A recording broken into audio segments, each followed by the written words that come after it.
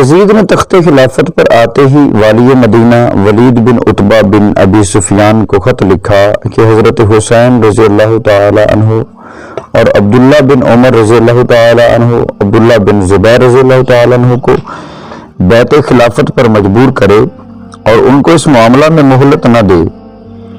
ولید کے پاس جب یہ خط پہنچا تو فکر میں پڑ گیا کہ اس حکم کی تعمیل کس طرح کرے۔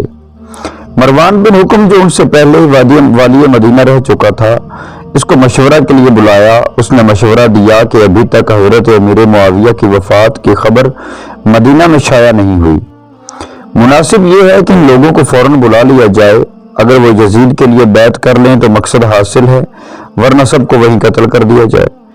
ولید نے اسی وقت عبداللہ بن عمر بن عثمان کو حضرت حسین اور عبداللہ بن زبیر کے پاس بلانے کے لیے بھیجا۔ اس نے ان دونوں حضرات کو مسجد میں پایا اور امیر مدینہ ولید کا حکم پہنچا دیا۔ دونوں نے کہا تم جاؤ، ہم آتے ہیں۔ اس کے جانے کے بعد حضرت عبداللہ بن زبیر نے حضرت حسین رضی اللہ تعالیٰ عنہ سے کہا کہ یہ وقت امیر کی مجلس کا نہیں ہے، اس وقت ہمیں بلانے میں کوئی خاص راز ہے۔ امام حسین اپنی ذکاوت سے پوری بات سمجھ گئے۔ فرمایا ایسا معلوم ہوتا ہے کہ معاویہ کا انتقال ہو گیا اور اب وہ چاہتے ہیں کہ لوگوں میں ان کے انتقال کی خبر مشہور ہونے سے پہلے وہ ہمیں یزید کی بیعت پر مجبور کریں۔ عبداللہ بن زبیر نے بھی ان کی رائے سے اتفاق کی اور کہا کہ پھر اب کیا رائے ہے؟ امام حسین نے فرمایا کہ میں جا کر اپنے نوجوانوں کو جمع کر لیتا ہوں، پھر ان کو ساتھ لے کر ولید کے پاس پہنچتا ہوں۔ میں اندر جاؤں گا اور نوجوانوں کو دروازہ پر چھوڑ جاؤں گا، کوئی ضرورت پڑی تو ان کی امداد حاصل کر سکوں۔ اس قرارداد کے بعد مطابق امام حسین ولید کے پاس پہنچے، وہاں مروان بھی موجود تھا۔ امام حسین نے سلام کے بعد اول تو ولید اور مروان کو نصیحت کی کہ تم دونوں میں پہلے کشیدگی تھی، اب آپ دونوں کو جمع دیکھ کر خوش ہوں، دعا ہے کہ اللہ تعالیٰ آپ دونوں کے تعلقات خوشگوار رکھے۔ اس کے بعد ولید نے یزید کا خط امام حسین کے سامنے رکھ دیا جس میں حضرت معاویہ کی وفات کی خبر اور اپنی بیعت کا تقاضا تھا۔ امام حسین نے معاویہ کی وفات پر اظہار غم و افسوس کیا اور بیعت کے متعلق یہ فرمایا کہ میرے جیسے آدمی کے لیے یہ مناسب نہیں کہ خلوت میں پوشیدہ طور پر بیعت کر لوں، مناسب یہ ہے کہ آپ سب کو جمع کریں اور بیعت خلافت کا معاملہ سب کے سامنے رکھیں۔ اس وقت میں حاضر ہوں گا، جو کچھ ہوگا سب کے سامنے ہو جائے گا۔ ولید ایک عافیت پسند انسان تھا، اس بات کو قبول کر کے امام حسین کو واپسی کی اجازت دے دی، مگر مروان نے ان کے سامنے ہی کہا کہ اگر حسین اس وقت تمہارے ہاتھ سے نکل گئے تو پھر کبھی تمہیں ان پر قدرت نہ ہوگی۔ میرا خیال یہ ہے کہ آپ ان کو روک لیں اور جب تک بیعت نہ کریں جانے نہ دیں، ورنہ قتل کر دیں۔ امام حسین نے مروان کو سخت جواب دیا کہ تو کون ہوتا ہے جو ہمیں قتل کرائے، اور یہ فرما کر وہاں سے نکل آئے۔ مروان نے ولید کو ملامت کی کہ تو نے موقع ضائع کر دیا۔ ولید نے کہا کہ خدا کی قسم مجھے ساری دنیا کی سلطنت اور دولت بھی اگر اس کے بدلے میں ملے کہ میں حسین رضی اللہ تعالیٰ عنہ کو قتل کروں تو میں اس کے لیے تیار نہیں۔ قیامت کے روز حسین کے خون کا مطالبہ جس کے گردن پر ہو وہ نجات نہیں پا سکتا۔ حضرت عبداللہ بن زبیر اپنے بھائی جعفر کو ساتھ لے کر راتوں رات مدینہ سے نکل گئے۔ جب وہ تلاش کرنے پر ہاتھ نہ آئے تو امام حسین کا تعاقب کیا۔ امام حسین نے بھی یہی صورت اختیار کی کہ اپنی اولاد اور متعلقین کو لے کر مدینہ سے نکل گئے اور دونوں مکہ مکرمہ پہنچ کر پناہ گزین ہو گئے۔ یزید کو جب اس واقعہ کی اطلاع ملی تو ولید بن عتبہ کی سستی پر ان کو معزول کر دیا، ان کی جگہ عمر بن سعید اشدق کو امیر مدینہ بنا دیا اور ان کی پولیس کا افسر حضرت عبداللہ بن زبیر کے بھائی عمرو کو بنایا، کیونکہ اس کو معلوم تھا کہ ان دونوں بھائیوں میں شدید اختلاف ہے۔ عمر بن زبیر عبداللہ بن زبیر کی گرفتاری میں کوتاہی نہ کرے گا۔ عمر بن زبیر نے پہلے تو رؤسائے مدینہ میں جو لوگ حضرت عبداللہ بن زبیر کے حامی تھے ان سب کو بلا کر سخت تشدد کیا، مار پیٹ کے ذریعہ ان پر رعب جمانا چاہا۔ اس کے بعد بمشورہ عمر بن سعید 2000 جوانوں کا لشکر لے کر امام حسین اور حضرت عبداللہ بن زبیر کی گرفتاری کے لیے مکہ مکرمہ روانہ ہوا۔ ابو شریح خزائی نے عمر بن سعید کو اس وقت سے اس حرکت سے روکا کہ مکہ مکرمہ میں قتل و قتال جائز نہیں، جو لوگ حرم مکہ میں پناہ گزین ہیں ان کو گرفتاری کے لیے بھیجنا خدا تعالیٰ کی حدود کو توڑنا ہے، مگر عمر بن سعید نے ان کی بات نہ مانی اور حدیث میں تعویلیں کرنے لگا۔ اور صحیح بخاری، عمر بن زبیر 2000 لشکر لے کر روانہ ہو گیا اور مکہ سے باہر قیام کر کے اپنے بھائی عبداللہ بن زبیر کے پاس آدمی بھیجے کہ مجھے یزید کا یہ حکم ہے کہ تمہیں گرفتار کروں، میں مناسب نہیں سمجھتا کہ مکہ مقدمہ کے اندر قتال ہو، اس لیے تم خود کو میرے حوالے کر دو۔ عبداللہ بن زبیر نے اپنے چند نوجوانوں کو اس کے مقابلہ کے لیے بھیج دیا، جنہوں نے اس کو شکست دی، اور عمر بن زبیر نے ابن علقمہ کے گھر میں پناہ لی۔ دوسری طرف جب حضرت امام حسین مدینہ سے نکلے تو راستہ میں عبداللہ بن مطیع ملے۔ دریافت کیا کہ آپ کہاں جاتے ہیں؟ فرمایا اس وقت تو مکہ مکرمہ کا قصد ہے، اس کے بعد میں استخارہ کروں گا کہ کہاں جاؤں۔ عبداللہ بن مطیع نے کہا کہ میں ایک خیر خواہانہ مشورہ دیتا ہوں کہ آپ مکہ میں ہی رہیں، خدا کے لیے آپ کو کوفہ کا رخ نہ کریں، وہ بڑا منحوس شہر ہے، اس میں آپ کے والد ماجد قتل کیے گئے اور آپ کے بھائی کو بے یار و مددگار چھوڑ دیا گیا۔ امام حسین مکہ میں پہنچ کر مقیم ہو گئے اور اطراف کے مسلمان ان کی خدمت میں آنے جانے لگے۔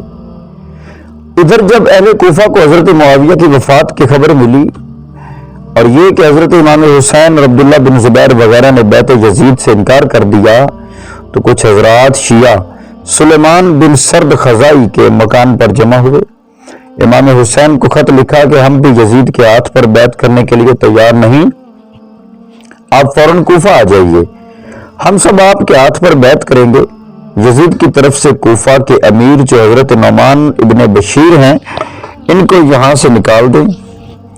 اس کے دو روز بعد اسی مضمون کا ایک اور خط لکھا، دوسرے خطوط امام حسین کے پاس بھیجے جس میں یزید کی شکایات اور اس کے خلاف اپنی نصرت و تعاون امام حسین کے ہاتھ پر بیعت کرنے کا یقین دلایا گیا۔ چند وفود بھی امام حسین کے پاس پہنچے۔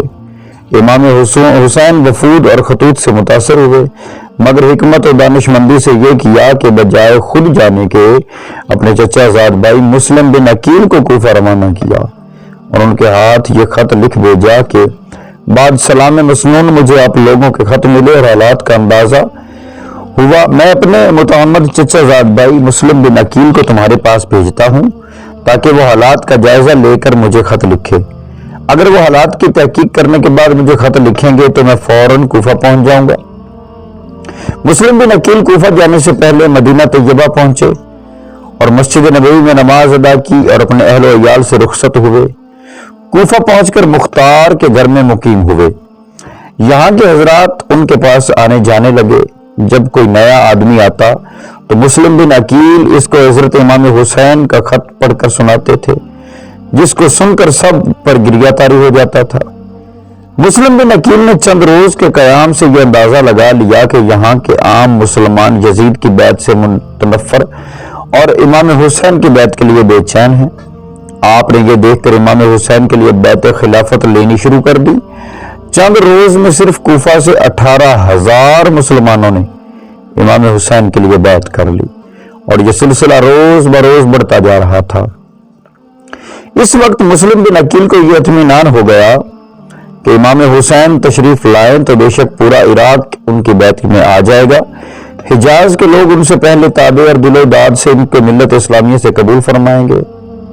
انہوں نے ہدایت کے موافق حضرت امام حسین کو کوفہ آنے کی دعوت دی، مگر یہ خط لکھنے کے بعد بحکم قضاء قدر اس طرف حالات بدلنا شروع ہو گئے کہ یزید کی طرف سے نعمان بن بشیر کوفہ کے حاکم تھے۔ ان کو جب یہ اطلاع ملی کہ مسلم بن عقیل امام حسین کے لیے بیعت خلافت لے رہے ہیں، لوگوں کو جمع کر کے ایک خطبہ دیا جس میں کہا کہ ہم کسی سے لڑنے کے لیے تیار نہیں اور نہ محض شبہ یا تہمت پر کسی کو پکڑتے ہیں، لیکن اگر تم نے سرکشی اختیار کی اور اپنے امام یزید کی بیعت توڑی تو قسم ہے اس ذات کی جس کے سوا کوئی معبود نہیں کہ میں تلوار سے تم لوگوں کو سیدھا کر دوں گا جب تک تلوار کا دستہ میرے ہاتھ میں قائم رہے گا۔ عبداللہ بن مسلم بن سعید حضرمی جو بنی امیہ کا حلیف تھا، یہ خطبہ سن کر کھڑا ہوا اور بولا کہ جو حالات آپ کے سامنے ہیں ان کی اصلاح بغیر تشدد کے نہیں ہو سکتی، اور جو رائے آپ نے اختیار کی ہے یہ کمزور اور بزدلوں کی رائے ہے۔ نعمان بن بشیر نے جواب دیا کہ میں اللہ تعالیٰ کی اطاعت میں کمزور بزدل سمجھا جاؤں، یہ میرے لیے نزدیک اس سے بہتر ہے کہ اس کی معصیت میں دلیر اور بہادر کہلاؤں۔ یہ دیکھ کر خود عبداللہ بن مسلم نے براہ راست ایک خط یزید کو بھیج دیا، جس میں مسلم بن عقیل کے آنے اور حضرت امام حسین کے لیے بیعت لینے کا واقعہ ذکر کر کے لکھا کہ اگر تمہیں کوفہ کی کچھ ضرورت ہے اور اس کو اپنے قبضہ میں رکھنا چاہتے ہو تو یہاں کے لیے کسی قوی آدمی کو فوراً بھیجیے جو آپ کے حکام کو قوت کے ساتھ نافذ کر سکے۔ موجودہ حاکم نعمان بن بشیر یا تو کمزور ہیں یا قصداً کمزوری کا معاملہ کر رہے ہیں۔ دوسرے لوگوں نے بھی اس مضمون کے خط یزید کو لکھے، جس میں امارہ ابن الولید اور عمر بن سعد بن ابی وقاص وغیرہ شامل تھے۔ یزید کے پاس یہ خطوط پہنچے تو اپنے والد حضرت معاویہ کے مشیر خاص سرجون کو بلا کر مشورہ کیا کہ کوفہ کی حکومت کس کو سپرد کرے۔